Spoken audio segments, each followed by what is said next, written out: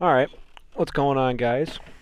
This YouTube channel called The Arrow. Haven't seen a clip from his before. At least I don't remember seeing something from his before. Um, this is a really interesting topic right now because obviously the whole world is dealing with immigration. And it's definitely turned a lot of these European countries, originally from these very far left, sometimes maybe more progressively left, social, like socialism, took a lot of these countries and kind of shifted them the entire opposite direction, like we're seeing in France, Netherlands, as we're about to watch here, Germany with the ADF. Even though I believe the German banks just shut down their bank accounts again, which just happened again. So I mean, we're totally seeing this politically um, changing time in Europe, and there's been plenty of cases where we've seen total reform, like across the board in Europe. I remember, I think it was like 1840 something. There was a bunch of like right when the first, like when the French government collapsed, and then there was a new guy like Napoleon's like nephew or grandson or something along that line. He was really like Napoleon Bonaparte, like the third or something like that. He became like leader in France, and he like made himself an emperor. But I know like that one revolution in France caused like a lot of monarchies to get flipped upside down. Some had revolutions. So I feel like overall, in the grand scheme of things, this is nothing really new for Europe. I think there's been a lot of cases where they just have gone back and forth. But I do find it very fascinating that,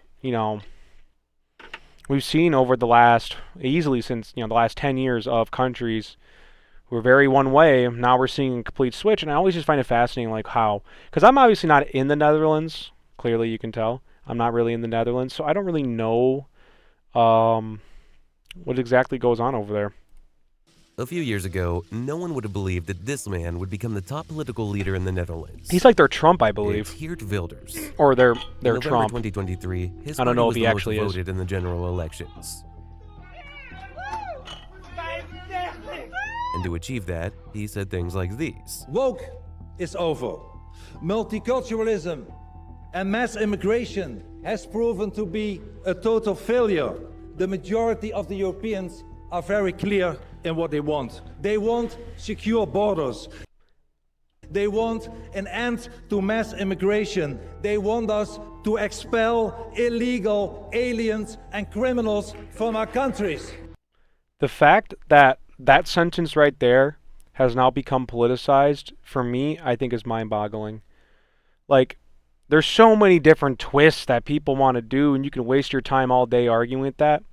But people breaking the law, half of these countries got social welfare states, and they got people taking out of the system, but they don't got enough people putting into the system, so they're kind of collapsing too. I think Netherlands is one of those countries that has really high taxes, so they're. I know it's like Norway and Denmark and a lot of those Scandinavian countries, but like that whole sentence, like immigration, stronger borders, like those are just common things. Like you don't want to have an over influx of people from not your country who do not share your cultural beliefs, who do not share your values, and who don't give a shit to learn the language. Like I don't know why this has become such a hotbed issue. You should want to like if I go over to the Netherlands as an American, they expect me to respect their laws, they respect their custom, and respect their culture. Respect it, not inspect it. Sorry, I'm a little under the weather here, so that's why I'm a little clear in my throat. But all that being said, I don't know why this has become so politicized. Like these are just common sense, like common sense laws, common sense takes. Like we should not want to go that crazy with letting millions of people into a country and them not look, because it's really just segregating parts of the city again. If you really think about it, like I know in Stockholm, Sweden, they have like, or maybe it's in Denmark, they have like ghettos. Like they classify them as like ghettos now, and it's like this is parts of the city where they do not even speak the language, they don't share any of the cultures. It's just people from a third world coming over here, and half of these countries are fine now again. For decades, the Netherlands was considered the most tolerant country in Europe. Of course it was. They legalized same-sex marriage, soft drugs, and euthanasia before anyone else. And for centuries, Really? they encouraged soft drugs and euthanasia before anyone else. I didn't know And for centuries, they euthanization was there. celebrated religious and cultural pluralism as a national virtue. But we know that something changed when the most voted party proposed closing mosques, banning the Quran, and declaring Islam incompatible with democracy. To How an can a extent. society like the Netherlands, built on Can't entirely tolerance, disagree with produce that. a leader who wants to restrict it? This wasn't an accident. It was the result of a silent process, of a fracture that grew over decades while everyone pretended it didn't exist. Of course. This is the story of a society so open that one day it no longer knew what held it together. In the 17th century, while Protestantism was prohibited in France and in Spain they burned heretics at the stake, in the Netherlands, Catholics and Protestants lived together peacefully. At the same time, Catholics and Protestants, they have a lot of disagreements on some things. I mean, you got like the Orthodox and the Catholics, and then you got like the Protestants over here. But that being said, they still share enough similar culture, enough similar beliefs, so of course they're able to live amongst each other no problem. they managed to open up to the world and become a global commercial power. One of the biggest It empires. was that double pressure between internal religious fragmentation and the need to trade with everyone that forged their reputation as a tolerant nation. The Dutch understood before anyone else that you couldn't build a global power by persecuting the different. You had to welcome them. So, Amsterdam became a refuge for minorities persecuted across Europe, and it was a capital of printing, free thought, and global trade. But that tolerance had a condition. All those minorities, who were different, accepted living within the cultural framework of Dutch society. You could Well, have your religion, your language, and your customs, as long as you didn't challenge the common norms that kept the country unified. that's just called common sense. That's just called common sense. When a massive group of people who are technically not a part of your culture come to your country, you expect them to follow the laws, the customs, and the commonalities that you guys all share there. It's not that hard of a concept to understand. Norms that had roots in Calvinism, which promoted the ethics of individual effort, austerity, and discipline as central virtues. It was an invisible contract that everyone understood, even though no one named it. A contract that remained alive for centuries, keeping a fragile balance between openness, tolerance, and internal cohesion. In this context, by the mid-20th century, the Netherlands was one of the most progressive and liberal societies in the world. Of course. They were pioneers in fighting for the legalization of controlled recreational drug use and the recognition of rights for gay people.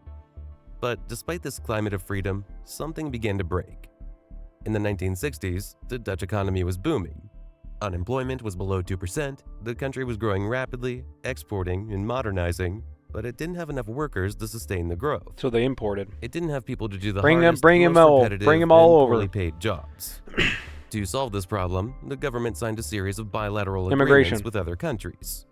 So, between 1965 and 1975, I guess more than Poland. 110,000 workers arrived from Turkey and Morocco, in Oh. addition to other European countries. In the was thinking following more years, Eastern with Bloc. family reunification, I was thinking more like Eastern Bloc, fall of the Soviets. I just figured a lot of those people probably left a lot of those Eastern Bloc countries and came over to the Western cultures. that number grew. And by 1980, more than 200,000 non-European immigrants lived in the Netherlands, almost entirely concentrated in the largest cities. It's a lot. The term for these immigrants was explicit. They were gastarbeiters, guest workers. The idea was that they would be temporary workers, coming for a few years, saving money, and returning to their home countries. It's never how it works. But with the Moroccan and Turkish workers, that almost never happened. Really? Most stayed, along with their families, customs, language, and religion. What's most surprising is that once they stayed, no one in the government thought about how to integrate them. Of There were no course. requirements to learn Dutch, no policies to promote citizenship or common values. In the name It's like people were afraid to just say hey, just come over here and learn the language. Is it really that hard? I'm not saying it's hard to learn yeah, picking up a language is always difficult, sure. Especially if you're speaking English, it's very hard to pick up English if you're not a native speaker just because of all the words it says. But that being said, it's not that this should be like, yeah, like when you come over to the country, we have a school set up for people to go. We have you to learn customs and values. Like, I get it, fine. You don't want to force people to switch religion, but obviously Islam and stuff like that hasn't come up yet in this time period where we're at in the video. So it's like even before then, like becoming a mainstream issue. Like you can still have people who are Muslim respect laws and cultures because there's plenty of Muslims out there who do that. Like I think it's so easy to forget, and and I get caught up in all the smoke too. But it's like it's so easy to forget that there is like good people that are Muslim, like just average people that are Muslim, and they're just trying to live their life, work their life, cause no issues. But it's like it's like it's like they're in the minority. I feel like a little bit, and it's like even if some of them do disagree, it's not loud enough to push out any of the other radicals in Islam. So I'm always pro people coming over to a country and willing to assimilate and be one with the culture. I'm not down for people just coming over, taking advantage of a system, using it, abusing it, and then sending money back to their old country, or they're just, taking advantage of the system and they're never learning any of the culture. Of tolerance, they were encouraged to preserve their cultural practices intact, to maintain their religious identity, and to educate their children in their native language. The state funded Arabic and Turkish classes within the school system and promoted so-called passive multiculturalism. Really? It was something like living together, but separately. It was assumed that long-term coexistence would be enough to generate spontaneous integration. In short, any form of assimilation was avoided because, in the intellectual climate of the time, it was considered a form of cultural colonialism. See, like, that's just like the brain dead thinking right there, in my opinion. Like, why are we saying that, like, we gotta, like, it's like pretty much saying, like, okay, everyone else's cultures matter more, but your own. Like, I'm not gonna go to Saudi as an American and go, this is what you should do, this is what you should do, and this is what you should do. Hell no. I'm not gonna go to Turkey. I may go to Turkey and do that a little bit, because I'm Greek, I'm a little biased there. But, like, other than that, like, yeah, like I'm not going to go to Saudi, I'm not going to go to Iran, I'm not going to go to any one of those countries and be like, oh yeah, you guys should do this. Now, from like the outside perspective, could I criticize them? Sure. But again, it's such a brain-dead thinking to be like, oh, it's multicultural, like, what did they say, multicultural colonialism? Avoided because, in the intellectual climate of the time, it was considered a form of cultural colonialism. And so, yeah, again, that's stupid. For the first time in its history, the Dutch state offered openness and tolerance without requiring integration in return. They stopped being an open society with shared norms. In this ideological framework, immigrants were placed in specific neighborhoods in the large cities of the country through public housing programs. And there, over time, closed communities began to form. Of course. True parallel societies. Because when you're not forcing integration, then like why would they talk to one another? Like, if no one's going to force me to learn the language, no one's going to force me to do anything, like to pick up any of the culture, I'm just going to find a bunch of the Americans and go chill with them. I mean, that's the, if we had to flip the point from not making it Muslim and making it just a bunch of Americans, like, what if a bunch of Americans did that? Like, you know what I mean? Like, it just wouldn't make sense. Like, you wouldn't go to another country and just say, fuck off. But if the country doesn't enforce the rules, then how could you blame them? But this is entirely the blame on the government, not the actual immigrants. Because I guarantee most of these immigrants would have probably learned the culture, would have probably lived amongst other Dutch people, but they didn't have to, and the government's kind of all forced them into these, like, houses. Where it's like they got houses, they got places to sleep, they got places to stay. Better than probably other Dutch people. But nonetheless, when the government doesn't force blending, like, yeah, there's no common value. Entire neighborhoods became foreign enclaves, where Dutch was not spoken and where the proportion of Moroccan or Turkish residents was over 80%. Wow. Children went to schools in their communities, while their parents maintained the expectation, increasingly distant, of returning one day to their home country. But they would never return. Of course. And unknowingly, the country stopped building a cohesive society and started building one of separate cultures. Although at first, this didn't seem problematic. The first generation that came from Morocco and Turkey worked hard, accepted the conditions, and didn't get into trouble. Crime rates were lower than those of native Dutch people. They didn't speak the language, but they knew they were there to build a better future for their children. But those children, the ones born or raised in the Netherlands, grew up caught between two worlds. They weren't fully integrated into Dutch society, but they didn't fully belong to their parents' culture either. Of course. They grew up without clear roots, without a sense of belonging, and without a defined horizon. And they wonder why some of these immigrants act out. Like, this is all to truly blame on the government. Again, not the immigrants themselves. This is 100% the blame on the government for failing to integrate these people. If you are going to, there's a solution to this, right? You either bring no one in, not a single soul comes into your country, and you deport all of them. Or the second option is to integrate them into your system. They did none of that. They just brought everyone over and said, all right, figure it out. And in that intermediate generation, those who arrived as children or were born in the country, the cultural fracture became more visible. A fracture that persists to this day. In immigrant neighborhoods, school dropout rates skyrocketed, and the mastery of Dutch is almost non-existent. This resulted in high youth unemployment rates, social frustration, and a significant increase in criminal activities. More than half of young men of Moroccan origin had been suspected of at least one crime by the time they turned 23. That's crazy. Some studies put that number at 65%. Neighborhoods like the Balmer in Amsterdam, built in the 60s and 70s as idealistic modernist projects, turned into areas invisible to the social system with high rates of vandalism and crime. And the response from the education system didn't help. They didn't do anything. Instead of mixing, it separated further when the so-called black schools appeared. So they all want to blame America for our problems, but look what they literally had segregation. Like, are we being fucking serious right now? Like, every other European and part of the world wants to criticize America for that, but look what you guys are fucking doing. Schools where more than 50% of the students are of non-Western origin. In some areas, there are primary schools where more than 90% of the students come from immigrant homes. So is there no kids happening? In entire districts, mosques replaced churches, supermarkets adapted to Islamic food standards, and community customs were far from the secular and liberal standard of Dutch society. But it's of course, because those countries typically aren't going to be as progressive as Europeans with Western values are.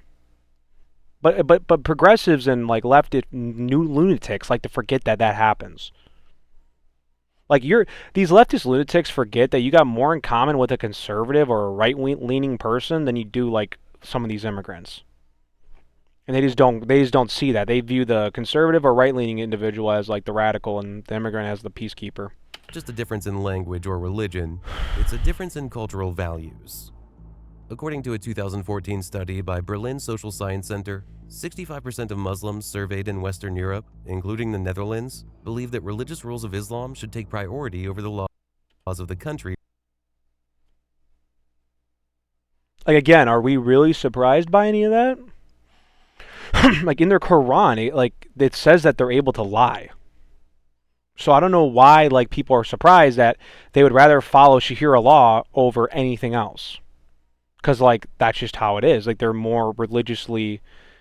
Like Islam, like Muslim, Islam, I think they're one and the same. Don't really matter. It's like Iranian or Turkish and whatever, like those cultures, like they're very tied in with the religion. Like, even though Turkey's technically a secular country, they forget that they are a secular country, and they do things all the time that are very pro-Islamic, and that's just really what ends up happening. It's like when these people become the majority in your country, there's a possibility they will no longer vote how you want them to, like with your interest. They're going to vote for their own interests, their own beliefs, and their own ideals. So it does not surprise me that 65% of them would rather take the rules of Islam versus caring about the law of the local country. Like, I don't know why anybody is surprised by that. Where they live. While 60% don't want to have gay friends.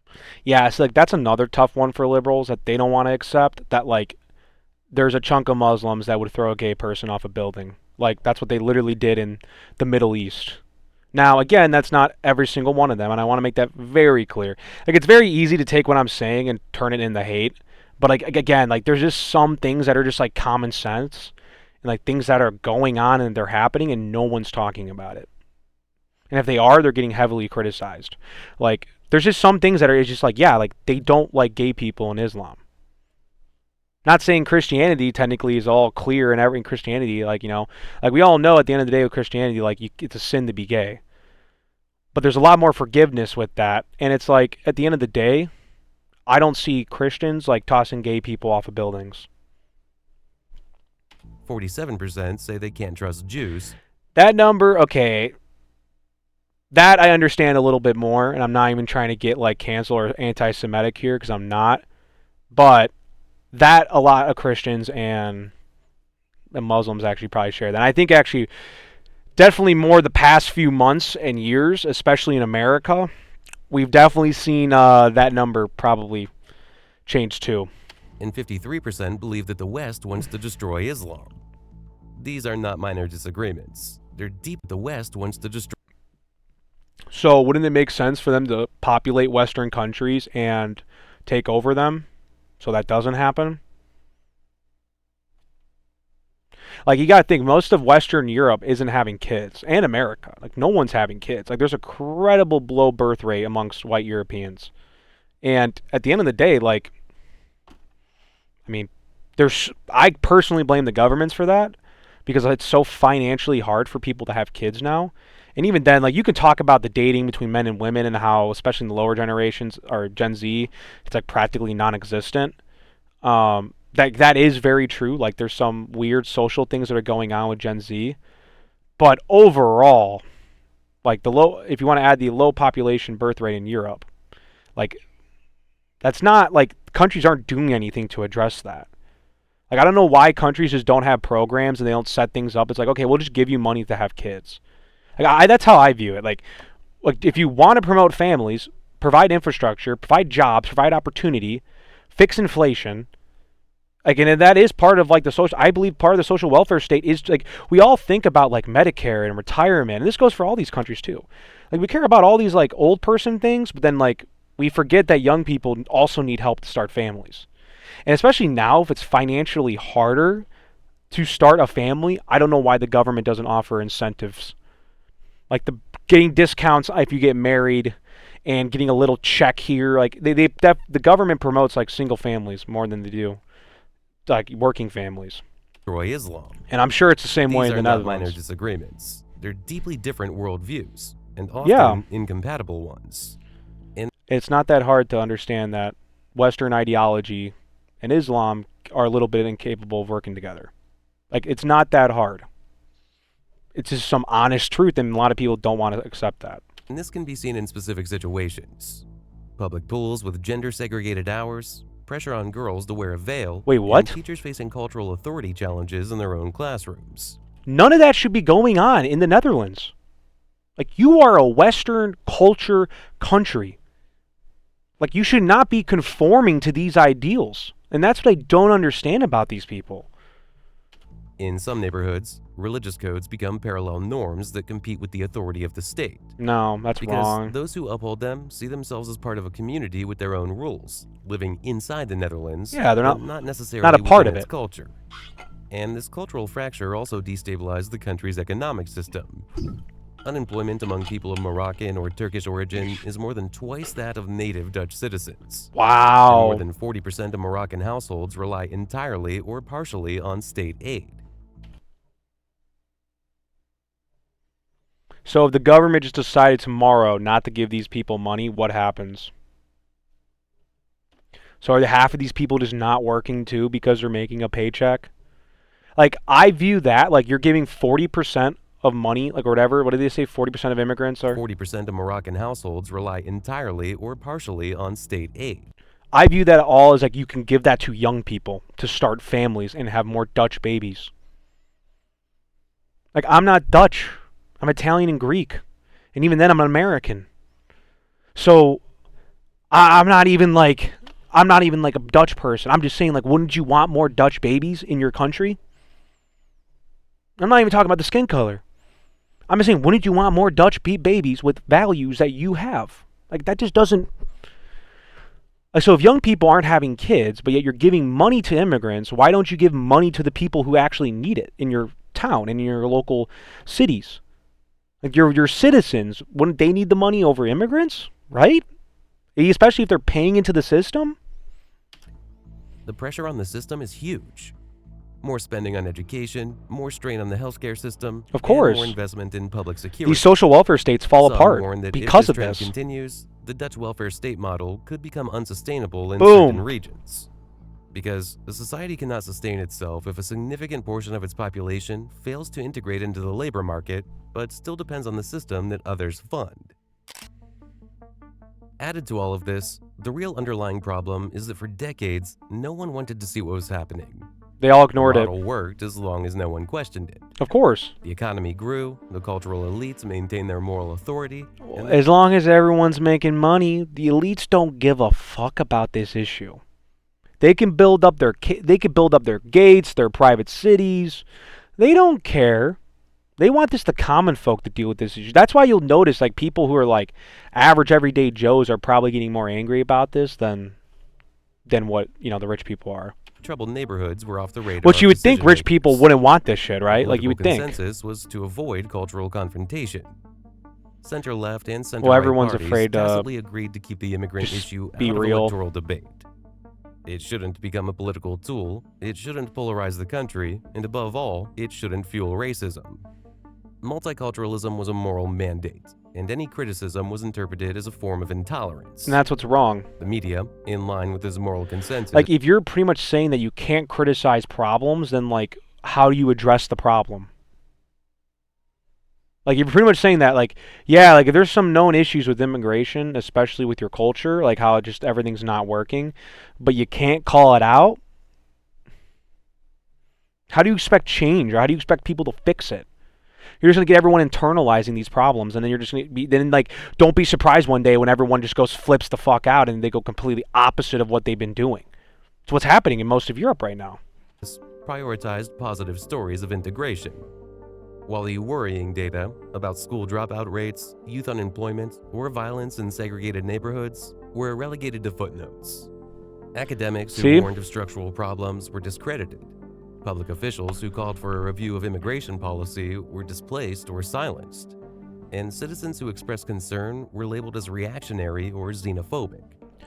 All that is like why people don't trust their governments. But not everyone accepted this new moral code.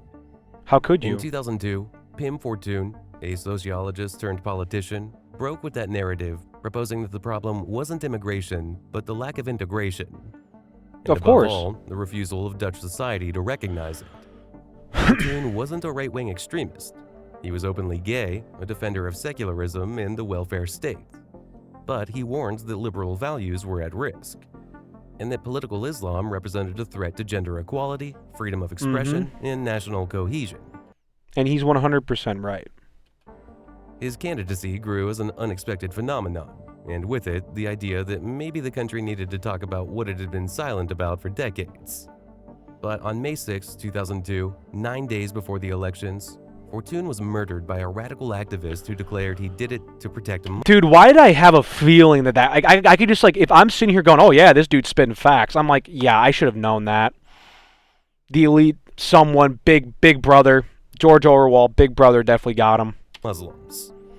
It was the first political assassination in the Netherlands in more than 3 centuries, and the clearest sign that silence hadn't prevented violence, it had incubated it. 2 years later, another episode shocked the country. Theo van Gogh, a filmmaker and columnist, was murdered in broad daylight by a Dutch Islamist of Moroccan origin. He had directed a short film critical of the treatment of women in Islamic contexts. From then on, fear settled in permanently. Not just fear of extremism, but Calling fear of out. speaking, debating, dissenting. Can you call yourself a Western country? And I think America is where we're dealing with this bubble right now. We're dealing with this same issue. If you can't even question, call out any ideas without getting potentially murdered for your beliefs, do you really have a free country? Freedom of speech in your country? If people just can't casually disagree with you, but then like if you're gonna get disagreed with, then you're gonna get murdered? Like why you're surprised that no one wants to say their opinions? Like I don't know why this has to be such a politicized issue, especially when we have more than enough like common sense issues. Like we have so much things that have happened, and like 2 people were murdered. Right? Is this guy get? Because in the new cultural logic, the one who pointed out the problem became the problem. Like that's what I mean. So how does one go, well, this is a problem. Our country's been doing this way for hundreds of thousands of years. I'm just saying that, hundreds of years. And I'm just going to call out the problem and say, this is not okay. And I'm going to get killed for it? Like, that's not okay. That's not democracy. That's not a Western country. Like, come on now. Like, where's the Greek philosophy? We heard these Greek philosophers debate and question for all these years. Everyone just calls them old white guys, but it's like, people just got to say their opinions. If no one can say their thought or opinion, then is this really a free country? I'm being honest now. And so, a society paralyzed by Like, its people own got to, identity people need to was agree. more People need to disagree. How do you think convinced of its solutions and openness, progress proud of its happens? tolerance, but one day waking up in a country it no longer recognized. By then, the cultural fracture was no longer a marginal issue. It was the invisible center of the life of the country. Became mainstream. It was present in the You neighborhoods. ignore it in the for so long, and you don't want to address the problem. I don't know why there's a surprise that there's become this total flip on the issue. If the governments would have done better to manage these issues and would have done better to manage the immigration and incorporated them better into society, you would never saw these problems. But it's because of this weird white guilt that's happened, especially in Europe, that it's like they all felt responsible for it. So they had to obviously like take in all these people, and then they felt more obligated to just let them practice their cultural beliefs without pretty much foregoing their own belief system. schools and in the accumulated resentment of those who felt something had broken, but no one could talk about it. That gap between what was lived and what could be said was what opened the door to a different kind of leadership. One that didn't come with nuances or euphemisms, nor did it offer complex solutions. That's when Geert Wilders emerged, a career politician who had passed through the Liberal Party, but frustrated with the political correctness of his colleagues, founded the Party for Freedom, PVV, in 2006.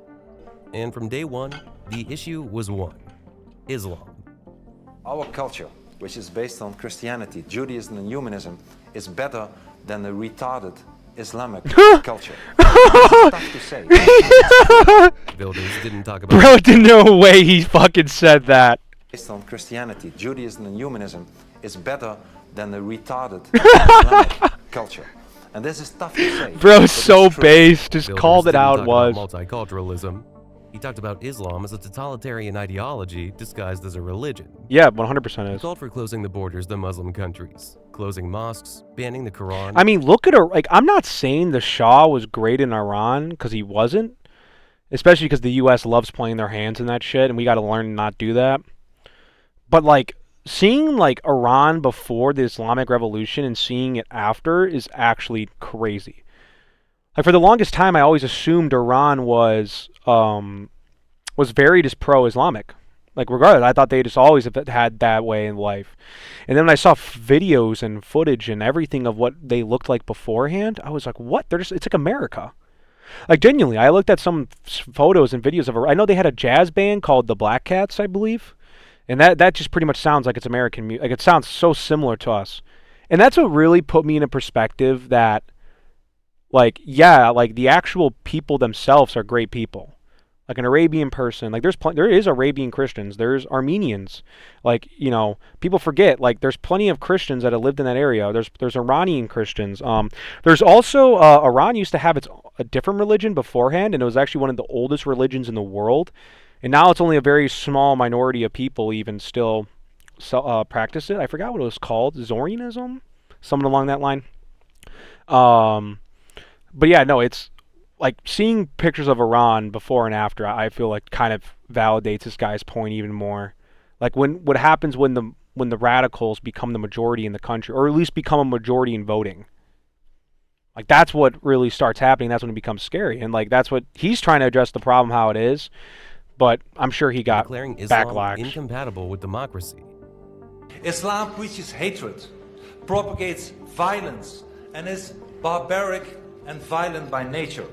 It wants all Muslims to submit. It is incompatible with freedom as we know it. His brutal statements and aggressive style resonated socially because he said what many thought, but no one else Said the dared to quiet say. part out loud. He even published Fitna, a short film that generated enormous international controversy. In it, he denounced what he considered the link between Islam and violent extremism, using verses from the Quran interspersed with images of terrorist attacks. prepare for them whatever force and cavalry you are able to gather to strike terror into the hearts of the enemies of Allah and your enemies. Yeah, I mean, that doesn't really seem peaceful. In his first elections in 2006, Wilders' PVV won 9 seats in parliament. 4 years later, in 2010, it rose to 24 seats, becoming the third largest force in the country, just 7 seats behind the most voted force. And since then, it never disappeared. Not from parliament, not from the public debate, nor from the center of conversation. Over the years, his rhetoric evolved. He went from calling for the closure of mosques to demanding less non-Western immigration, and expanded He wants his topics people to within his security country that and the share economy. values. His voters didn't necessarily share all of his proposals. They were simply fed up with institutional silence. And Wilders, with his incendiary remarks, at least didn't pretend everything was fine. His figure grew alongside social discontent, and the more they tried to silence him, the more he grew. Of course. He was Because, like, excluded when have we ever seen, like, these governments, when they try to silence their political opponents, ever actually shut them down? You just end up causing more problems for yourselves. from parliamentary deals, tried for incitement to hatred, subjected to assassination attempts and threats, and lives to this day under permanent police protection. But his discourse is no longer marginal. It's part of the center of the debate. According to a report from the Netherlands Institute for Social Research, published in September 2024, immigration and integration are the main social issue for 37% of citizens. Wow. While 2017 studies from the Brookings Institute showed that 45% of Dutch people thought Islam was incompatible with Western values. These are figures that reflect a deep discontent in a large part of society. Because while traditional politicians talked about diversity as wealth, many citizens experienced it as a loss of identity and common sense. Well, and I think that's what that's what really where it is. Like, I think everyone is like, especially originally, I think people were very much okay with immigration. Like, because I do believe that, like, we all want to we all want to be able to just hang out with one another, life be good. You celebrate what you do what they like, you just be you. Like, I don't think people really want to step into other people's lives, but it's like it starts to become an issue now when it's like you're walking around your towns and you're walking around your neighborhoods and you start just looking left, you look right, and you go, things look different now. And things that you used to not care about, or things that you would not notice beforehand, you start noticing more, especially when there's an increase of more people coming over to your country. Now, it seems like the Netherlands were a little bit ahead of this compared to most of Europe, though. I mean, they seem like ahead of this by at least 8 years. Wilders didn't do anything but gather those feelings and turn them into a political platform, which resonated with a part of the country that didn't feel heard by traditional parties and saw how their neighborhoods were changing without anyone discussing it. In the general elections of 2023, the PVV won a quarter of the seats and became the party with the most representation in the House of Representatives. Wow. That was so what, he first ran in 2006? So, yeah, probably within the first, in the early 2000s and 2010s, he still had to play the political game of, what's not right, what's right to say, what's wrong to say because of the whole cancel culture bullshit. But, yeah, no, we're in hindsight 2025 now, man. Times are different. People are seeing things that they didn't see before. And now, where he was once probably for at least Dutch standards, he was probably far right. And I don't like to use that term because I believe in Europe, they tend to classify a lot of just casual conservatives as far-right extremists because of their history with dealing with the far-right. And I don't think that's fair at all to force that upon anybody, especially it's like me saying I disagree with you, you're a fascist. That doesn't make any sense. I hate that And fucking although logic. Wilders wasn't prime minister, his party managed to form a coalition and dominate the legislative agenda. But in June 2025, Wilders pulled his party out of the ruling coalition in a row over immigration and asylum policy, leading to the resignation of Prime Minister Dick Schoof and the collapse of the government. The rise of Wilders as a political leader was the result of a system that preferred silence and postponed the conflict. I don't understand that about But parliaments. today, the conflict can no longer be postponed, and the question is already inevitable. Can a society... You could just say oh, I'm fucking done with the prime minister and vote him out. You just hold a random snap election. Like, why doesn't the UK do that to get Keir Starmer out? Like, I don't understand that. Like, if it's really, like, if you have the abilities to do that with your parliament, I don't know why more countries Survive don't do without a that. common identity? Without sharing a language, history, or a common vision of the future? For centuries, the Netherlands was a historical exception. A nation that managed to open up to the world without losing its cohesion Well, it's and knew how to because it welcome the opened up to different without different ceasing to immigrant. be It was opened up itself. to European A immigrants. society built on tolerance, but within a common framework. So, if of course if it's going to include European immigrants, like yeah, it's going to be easier for you to share values, because generally most Europeans are either atheist or they're Christian. And even if you're atheist or not, you're going to have Christian values and you're going to live by a relative Christian morale system. Like Western ideology is built off Christianity. Like without, why was it Constantine? Without Constantine saying like legalizing Christianity in the Roman Empire, we never would have saw Christianity spread across Europe the way it did. So that's why, yeah, of course it's easier when you import immigrants from different European countries to make them assimilate with your culture. And that's how the Dutch got away with that for hundreds of years, because it's not that hard. And it seems like they actually forced assimilation a little bit more even now. But it's like, yeah, hindsight 2025 for the last 30 years when your country didn't enforce assimilation and didn't say that you have to take the culture and have to learn the language, there's no surprising that all these issues are now happening in a lot of these European countries. Like anybody and their mother could have told them that. It was a fragile but real balance. Today, that balance is broken. Tolerance is still there, but cohesion has been lost. There's no integration, no shared identity. What exists are separate communities, you broke your each with its country, own really. values and rules. That's what happened. And the worst part is that between them, there are fewer bridges to connect them. That's why the question facing the Netherlands today isn't whether it should be more open or strict, Closed. or whether it should close its borders or reform its migration model. The real question is whether it is still possible to rebuild a shared common sense beyond the differences. Because an open society can only sustain itself if there's something that everyone shares. And when that's gone, when the word we loses its meaning, a society stops being a society and becomes something else. It's a space where everyone lives together, but no one feels part of the same thing anymore. What happens in the coming years will tell us if the Netherlands is truly an exception or if it was just a fragile balance that time couldn't sustain. I do believe that even with the immigration, like I do believe you could still have your immigration and have your country's values still there. Like I still fundamentally believe in immigration. I just firmly believe in assimilation. Like you don't come to a country if you're going to ignore their rules, their customs, and their values. That's what just needs to have like just flat out like there now. Like and once countries start waking up to the fact that like that's the common sense laws they need. Like I don't know if you're going to have to like I don't because like I said I don't really know the Netherlands situation, but I'm assuming that there's it's like I said, it seems like there's a lot of immigrants there based on what the numbers you're saying that and it's like I don't know if you're going to be able to deport everyone and replace all of that.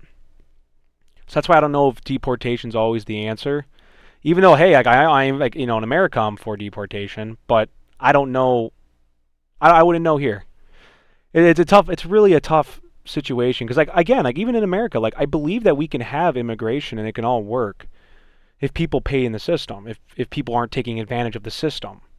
And if people want to pick up the language and pick up the culture, and those are some big ticket issues, and that's why I really wish that those weren't so heavily debated. Like people forget that like 10 years, like not even 10 years ago, like 15 years ago, Nancy Pelosi, Hillary Clinton, they're all talking about tough immigration. They're all talking about having strong borders. So it's only the tone of the Democrats have only switched really the last few years. Like they used to be tough on borders, tough on immigration. Obama was the great deporter. So. Yeah, I think one day, I think we're going to see all these countries kind of get their shit together, and I think the Netherlands does too. I mean, you either force people to assimilate or you have to deport them. I mean, that's really the only solutions here. So, all right, guys, well, I hope you guys find this video interesting. Like I said, I wasn't trying to go too, ranty on one topic or another, because I do think that this could work. Like, their culture could be saved, it could be fixed. Even with the immigrants still already there, like, you can assimilate them in your culture. But now it's going to require a lot more work than it did beforehand. So, yeah, super interesting video. If there's another one that comes out about this, we'll definitely watch it. So, all right, guys, thanks for watching. Appreciate it.